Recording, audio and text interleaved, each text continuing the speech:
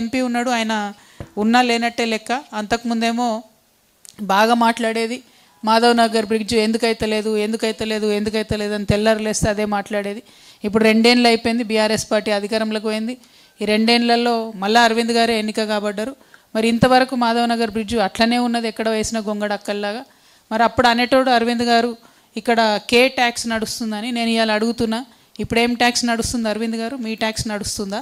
ఎందుకోసం ఇంకా మాధవ్ నగర్ బ్రిడ్జ్ పనిచేస్తలేదన్న విషయం మీరు చెప్పాలని నేను డిమాండ్ చేస్తున్నా. మీకు చిత్తశుద్ధి ఉంటే ఫస్ట్ మీరు ఇమీడియట్గా మాధవ్ నగర్ బ్రిడ్జ్ కోసం ధర్నా చేస్తారా? రేవంత్ రెడ్డి ఇంటి ముంగడ కూర్చుంటారా? మోడీ గారి ఇంటి ముంగడ కూర్చుంటారా? వెంటనే అవి తీసుకొచ్చి బ్రిడ్జ్ కంప్లీట్ చేయాలని డిమాండ్ చేస్తున్నా. ఇక రెండో విషయం, బీసీల బిల్లు ఏదైతే పెండింగ్ ఉందో ఫస్ట్ అరవింద్ గారు రాజీనామాతో శ్రీకారం చుట్టండి. మీరు బీసీలకు మంచి ఆరాధ్య దైవంగా మిగిలిపోతారు. మీరు రాజీనామా చేసి మీ మొత్తం 8 మంది ఎంపీలతోని రాజీనామా చేయించాలని చెప్పి నేను అరవింద్ గారిని డిమాండ్ చేస్తూ ఉన్నా. మీరు రాజీనామా చేస్తే బీసీ బిల్లు ఖచ్చితంగా నడుచుకుంటూ వస్తుంది. ఇవాళ మోడీ గారిది అక్కడ మైనారిటీ గవర్నమెంట్ నడుస్తుంది, చంద్రబాబు నాయుడు గారి మీద అట్లనే నితీష్ కుమార్ గారి మీద ఆధారపడి ఉన్నటువంటి గవర్నమెంట్. కాబట్టి బీసీలకు న్యాయం జరగాలంటే 42% రిజర్వేషన్ రావాలంటే బీజేపీ ఎంపీలు రాజీనామా చేయాలని నేను మళ్ళొకసారి డిమాండ్ చేస్తూ ఉన్నా. అదేవిధంగా ఇంకొక బీజేపీ ఎంపీ నేను జనం బాట పడుతున్నా అని తెలిసి నిన్న నా మీద నా కుటుంబం మీద ఏదో విమర్శలు చేసినట్టు తెలిసింది.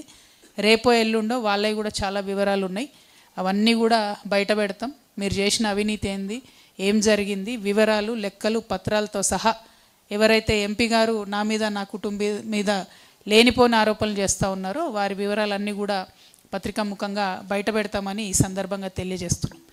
మరి వాళ్ళ అసలు జాగృతి జనం బాట అనే కార్యక్రమం ఎందుకు చేపట్టాల్సి వచ్చింది అనేటటువంటి అంశం గురించి మీకు ఒక 2 నిమిషాలు చెప్పాలి.